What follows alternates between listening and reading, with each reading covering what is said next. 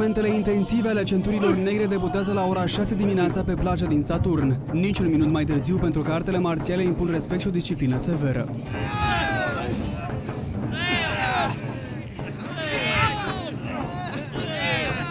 Sub îndrumarea maestrului Ovidiu Covaci, care deține centura neagră 6 dan la Kwon Ki Do, 70 de sportivi au început ședința în zor cu exerciții de respirație, control și relaxare. Antrenamentele de început sunt executate într-o liniște perfectă. Acest tip de pregătire cuprinde două capitole, partea de gimnastică energetică, Tam Ki Te, și partea de Kwon Ki Do, arta noastră marțială pe care o practicăm. Timp de o săptămână, cei mai buni sportivi de Kwon Ki Do, o ramură chino-vietnameză a artelor marțiale, își antrenează mintea și corpul într-un echilibru perfect cu natura. Dacă mentalul nu este în ordine, energia este afectată, corpul fizic va avea de suferit.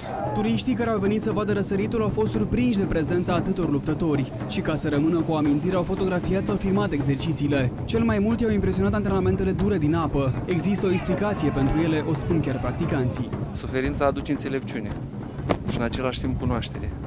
Căutarea îți dă rezultate. Munca, de asemenea. Fiecare alege dacă să facă asta sau altceva. În tot cazul, cred că dăm un exemplu bun și arătăm că la orice vârstă, artele marțiale, sportul în general, este foarte bun pentru sănătatea și fizică și mentală.